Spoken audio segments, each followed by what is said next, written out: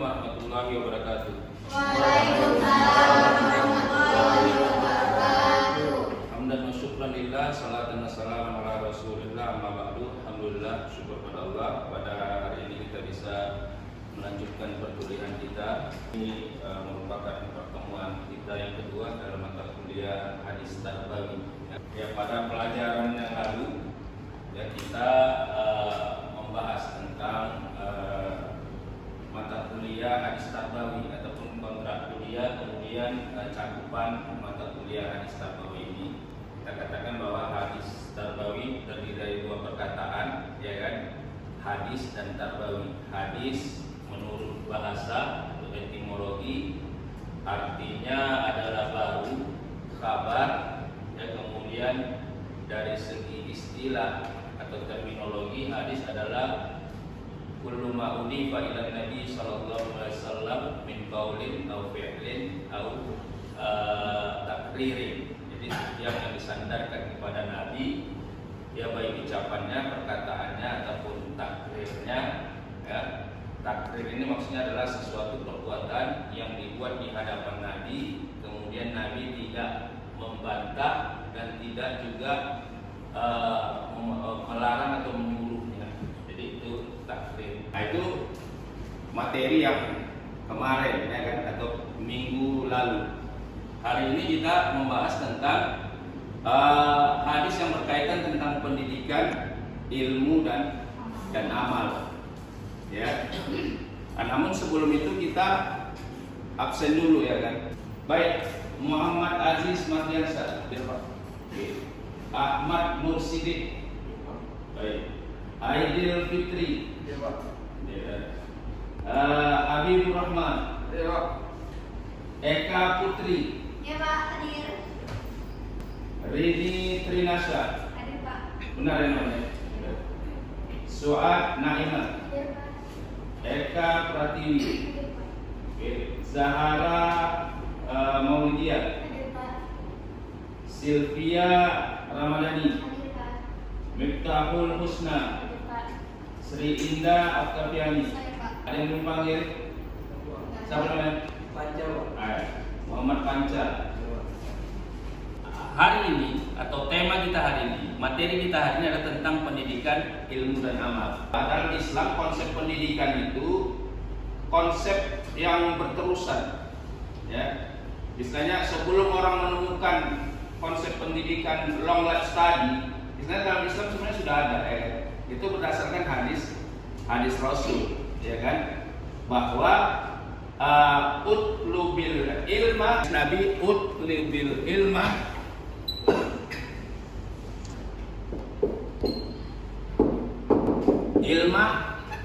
minal, ya kan, mahdi ilallah.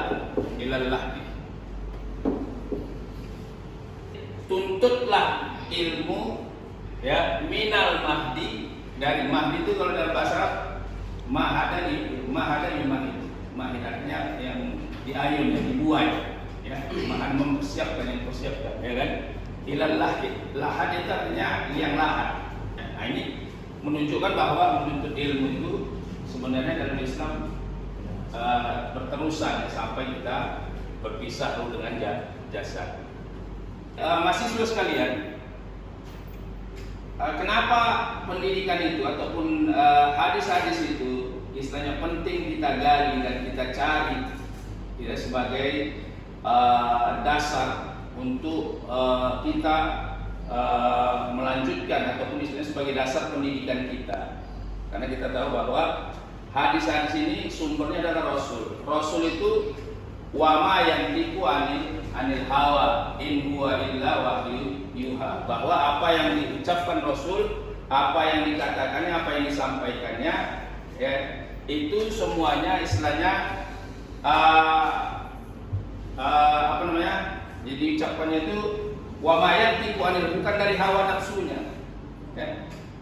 Itu semua Allah ilhamkan, ya kan, sehingga kita meniru, ya, meniru kemudian mengikut, ya, apa yang diajarkan, apa yang dicontohkan oleh Rasul Shallallahu Alaihi Wasallam. Kalau kita lihat tentang pentingnya menuntut ilmu, ya kita bisa lihat dari hadis-hadis yang lain. Umpamanya contoh thalabul ilmi faridatun, ya kan? Thalabul ilmi faridatun.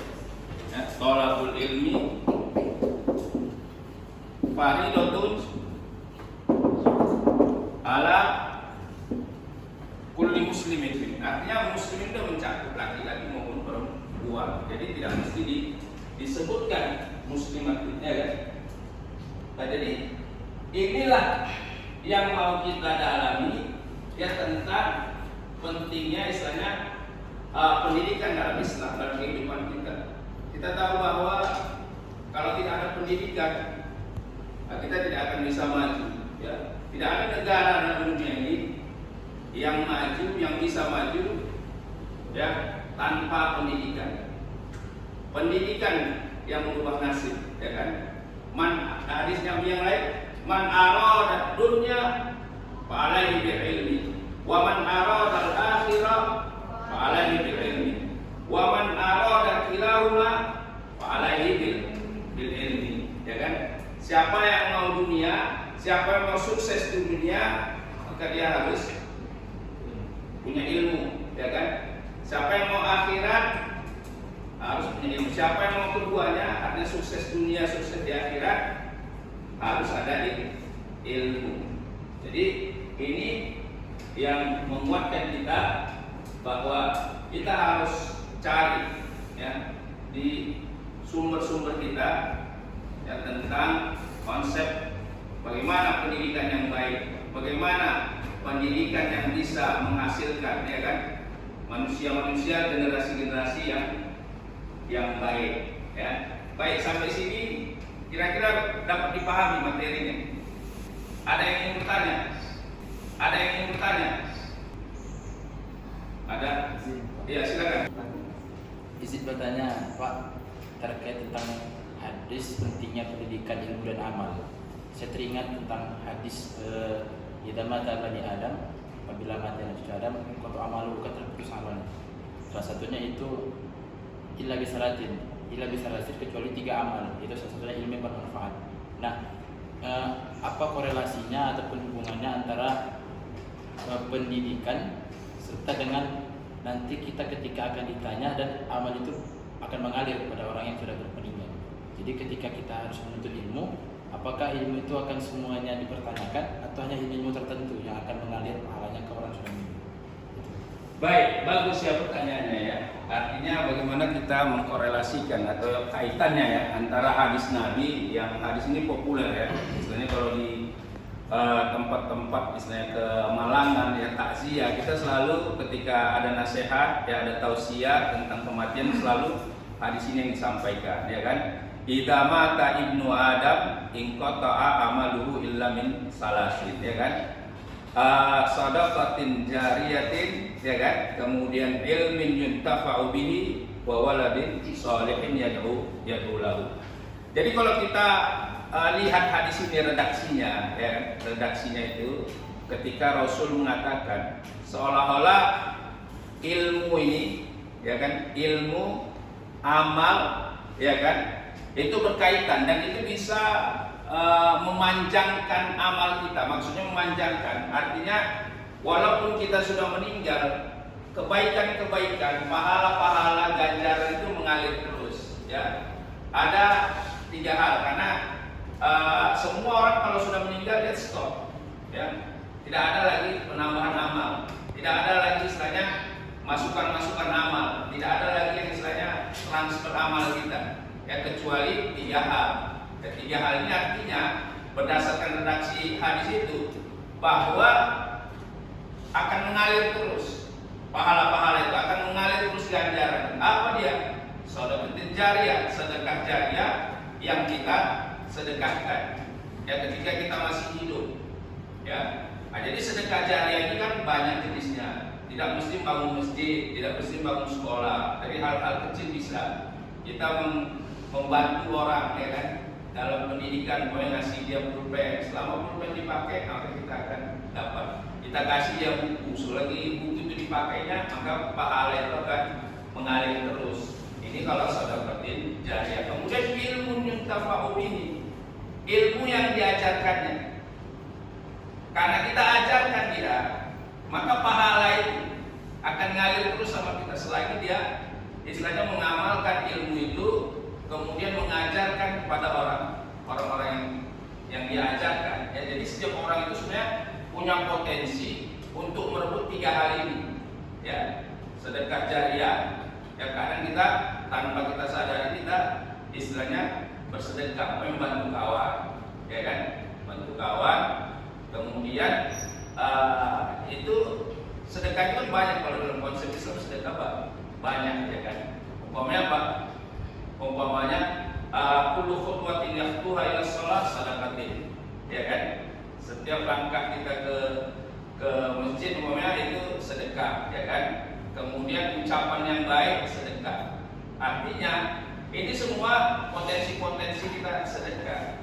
Tetapi sedekah jariyah itu, jariyah artinya apa? Sedekah jariyah mengalir pahalanya walaupun kita sudah meninggal. Ya. Jariyah, ya jaro ya jadi, ya kan. Sedekatin jariyah, sedekah yang mengalir terus pahalanya sampai kita meninggal. Kemudian ilmu yuntafa'u bihi. Kita umur kita terbatas.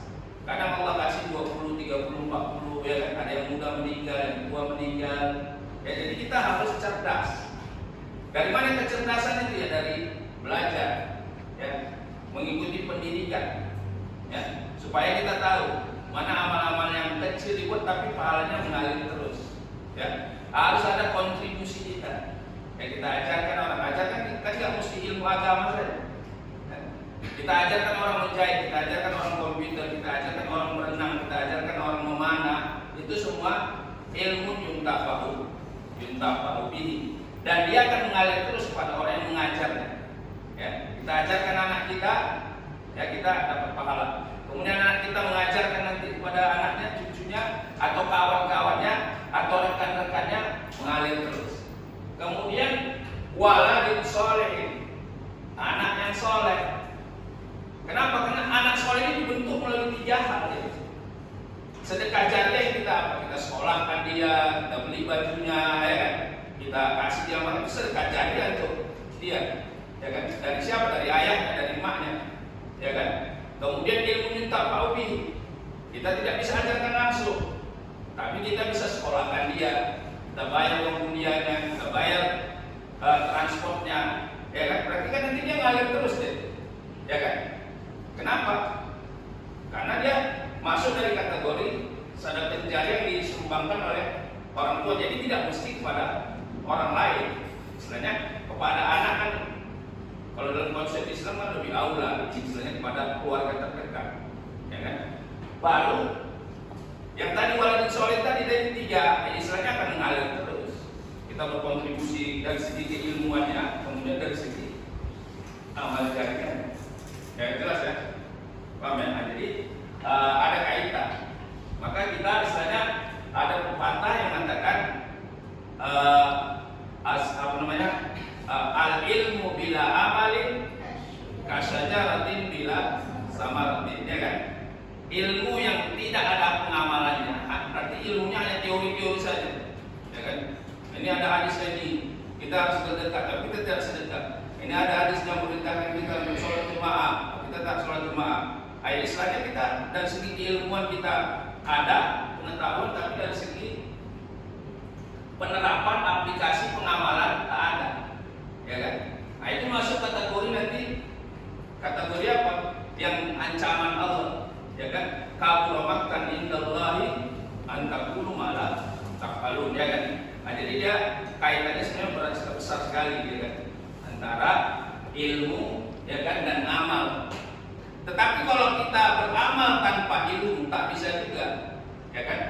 Nah, maka dalam kaidah ilmu tauhid kan ada dia kan. Wa kullu man bi ghairi ilmin ya'malu a'maluhu mardudatun la tuqbalu, ya kan? Setiap amal yang tidak dilandasi keilmuan, yang tidak dilandasi pengetahuan, maka amalnya mardudatun la tuqbalu. Kita tidak tahu cara sholat, kita tidak tahu cara ini. Kalau kita tidak belajar, tidak ada punya pengetahuan, ya kan, termasuk dari sedekah jariyah dan lain sebagainya. Baik, ya, sampai sini bisa dipahami. Ada lagi pertanyaan? Iya, silakan. Izin bertanya, Pak, terkait tentang hadis pentingnya pendidikan ilmu dan amal. Saya teringat tentang hadis idza mata bani Adam, apabila mati anak cucu Adam, qata amalu terputus amalnya. Salah satunya itu illa bisalatin kecuali 3 amal. Itu salah satunya ilmu yang bermanfaat. Nah, apa korelasinya ataupun hubungannya antara pendidikan serta dengan nanti kita ketika akan ditanya dan amal itu akan mengalir kepada orang yang sudah meninggal. Jadi ketika kita harus menuntut ilmu, apakah ilmu itu akan semuanya dipertanyakan atau hanya ilmu tertentu yang akan mengalir pahalanya ke orang sudah meninggal? Baik, bagus ya pertanyaannya ya. Bagaimana kita mengkorelasikan atau kaitannya ya antara hadis Nabi, yang hadis ini populer ya. Istilahnya kalau di tempat-tempat misalnya ke Malangan ya, takziah, kita selalu ketika ada nasihat ya, ada tausiah tentang kematian, selalu hadis ini yang disampaikan ya kan. Idza mata ibnu Adam in qata'a amaluhu illa min salasin ya kan. Sadaqatin jariyatin ya kan, kemudian ilmin yuntafa'u bihi wa waladin sholihin yad'u lahu. Jadi kalau kita lihat hadis ini redaksinya ya, redaksinya itu ketika Rasul mengatakan seolah-olah ilmu ini ya kan, ilmu amal ya kan, itu berkaitan dan itu bisa memanjangkan amal kita. Maksudnya memanjangkan, artinya walaupun kita sudah meninggal, kebaikan-kebaikan, pahala-pahala, ganjaran itu mengalir terus ya. Ada 3 hal, karena semua orang kalau sudah meninggal dia stop ya. Tidak ada lagi penambahan amal, tidak ada lagi istilahnya masukan-masukan amal, tidak ada lagi yang istilahnya transfer amal kita ya, kecuali 3 hal. Ketiga hal ini artinya berdasarkan redaksi hadis itu bahwa akan mengalir terus pahala-pahala, itu akan mengalir terus ganjaran. Apa dia? Sedekah jariyah, sedekah jariyah yang kita sedekahkan ya ketika kita masih hidup ya. Nah, jadi sedekah jariyah ini kan banyak jenisnya, tidak mesti bangun masjid, tidak mesti bangun sekolah. Dari hal-hal kecil bisa kita membantu orang ya kan, dalam pendidikan, boleh ngasih dia pulpen, selama pulpen dipakai maka kita akan dapat. Kita kasih dia buku, selagi buku itu dipakainya maka pahala itu akan mengalir terus. Ini kalau sedekatin jariyah. Kemudian ilmu yuntafa'u bihi, ilmu yang diajarkannya. Karena kita ajarkan dia, maka pahala itu akan ngalir terus sama kita selagi dia istilahnya mengamalkan ilmu itu, kemudian mengajarkan kepada orang-orang yang diajarkan ya. Jadi setiap orang itu sebenarnya punya potensi untuk merebut 3 hal ini ya. Sedekah jariyah ya, kadang kita tanpa kita sadari kita istilahnya bersedekah, membantu kawan ya kan, bantu kawan. Kemudian itu sedekah itu banyak, kalau dalam konsep Islam sedekah banyak ya kan. Umpamanya apa? Umpamanya kullu khutwatin yahtuha ila shalah sadaqatin ya kan. Setiap langkah kita ke masjid umpamanya itu sedekah ya kan. Kemudian ucapan yang baik sedekah. Artinya ini semua potensi-potensi kita sedekah. Tetapi sedekah jariyah itu, jariyah artinya apa? Sedekah jariyah mengalir pahalanya walaupun kita sudah meninggal ya. Jariyah ya, jaro ya jadi ya kan, sedekatin jariyah, sedekah yang mengalir terus pahalanya sampai kita meninggal. Kemudian ilmu yuntafa'u bihi, kita umur kita terbatas. Kadang Allah kasih 20, 30, 40 ya kan, ada yang muda meninggal, yang tua meninggal ya. Jadi kita harus cerdas. Dari mana kecerdasan itu ya? Dari belajar ya, mengikuti pendidikan ya, supaya kita tahu mana amal-amal yang kecil dibuat tapi pahalanya mengalir terus ya. Harus ada kontribusi kita ya. Kita ajarkan orang, ajarkan kita tidak mesti ilmu agama saja ya. Kita ajarkan orang menjahit, kita ajarkan orang komputer, kita ajarkan orang berenang, kita ajarkan orang memanah. Itu semua ilmu yuntafa'u bihi dan dia akan mengalir terus kepada orang yang mengajarnya. Ya, kita ajarkan anak kita, ya kita dapat pahala.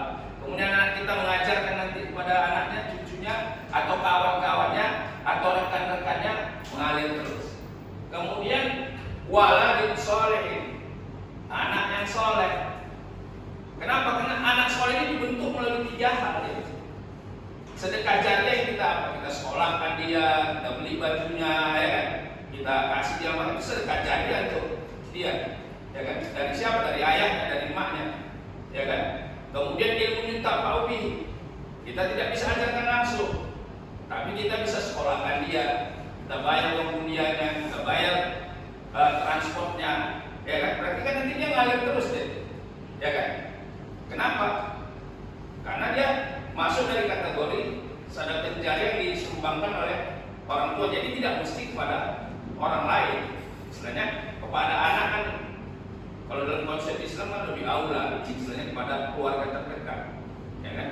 Baru yang tadi waladin soleh tadi dari 3, istilahnya akan mengalir terus.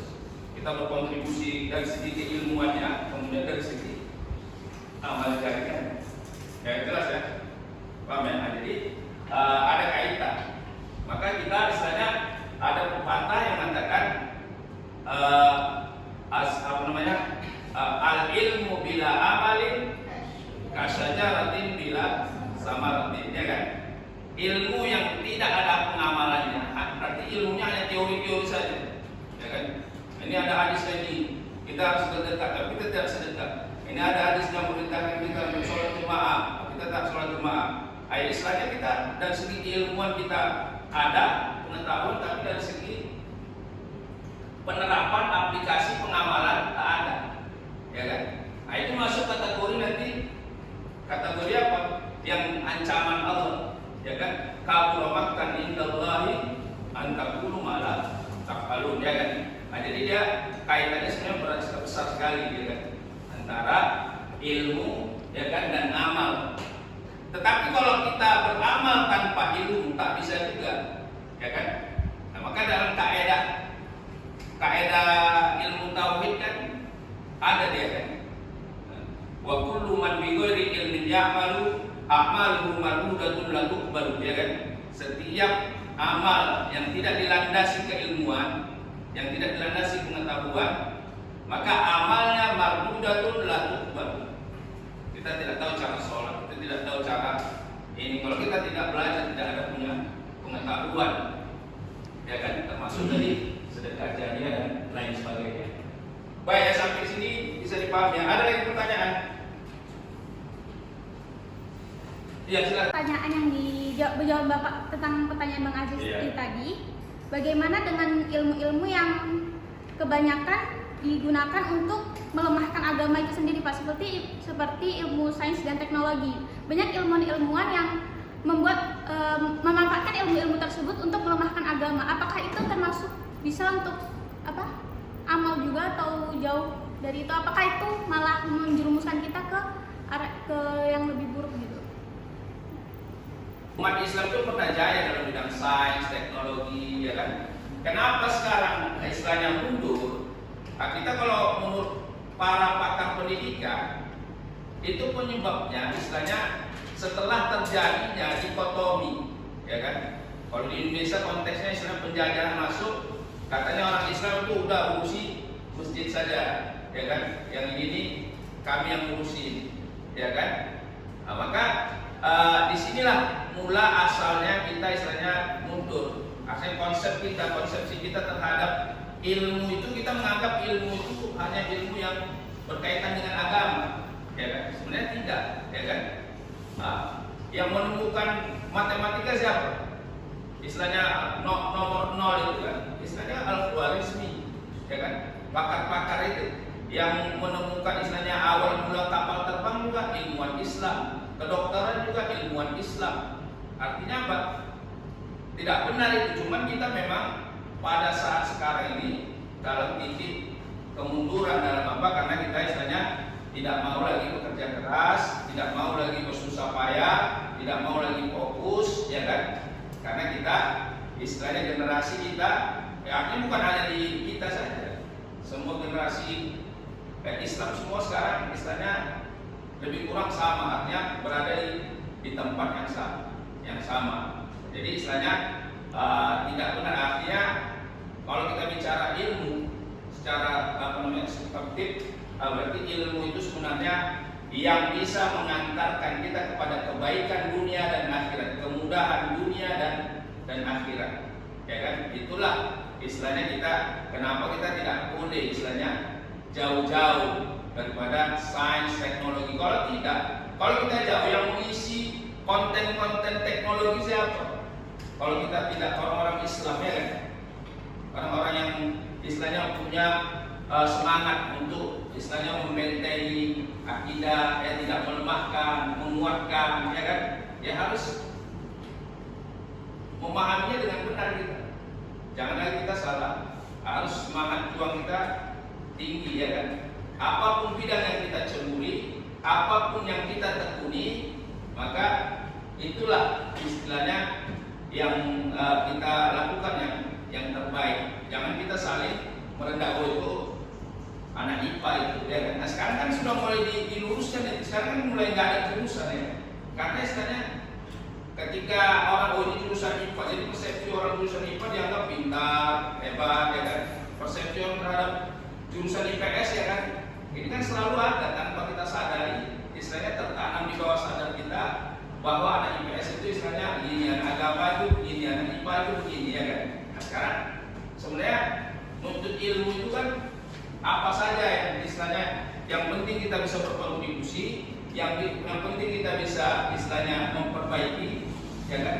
Itulah dia istilahnya ilmu yang bisa menguatkan akidah kita, yang bisa menguatkan keimanan kita, yang bisa menguatkan generasi kita. Mau tak mau kita tidak bisa lepas daripada ilmu-ilmu yang sains, ilmu barat, ilmu teknologi. Istilahnya tak ada itu yang istilahnya dikatakan sains itu bebas nilai, ya kan? Sains itu tergantung orangnya, ya kan? Orang-orang istilahnya ilmu itu kan dia ibarat ibarat pisau. Kalau kamu gunakan kebaikan dia jadi baik.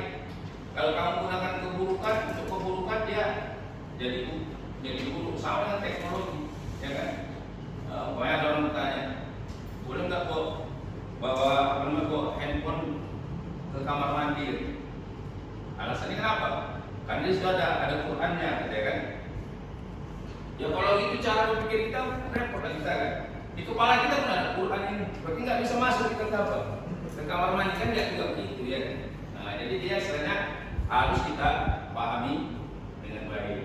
Jadi kesimpulan daripada materi kita hari ini bahwa pentingnya hadis tentang ilmu, yang mengingatkan lagi, Rasul itu mengingatkan kita, ya kan, supaya kita menggali sumber-sumber pendidikan dari hadis-hadis Rasul tentang ilmu, tentang amal, bahwa amal dan ilmu itu adalah dua sisi mata uang yang tidak bisa dipisahkan, ya kan?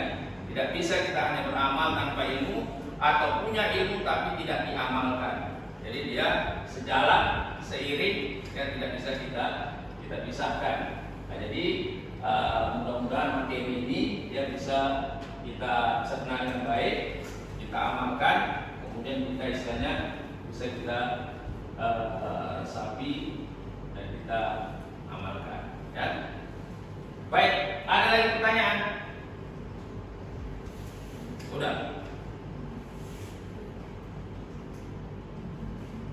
Udah ya?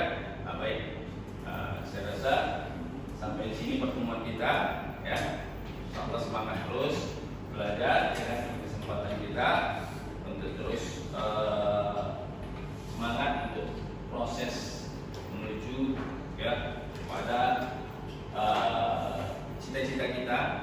Nah, kita tahu bahwa cita-cita kita adalah ingin menjadi orang-orang yang berguna, yang baik hidupnya, yang baik dunianya, baik akhiratnya. Itu saja. Terima kasih.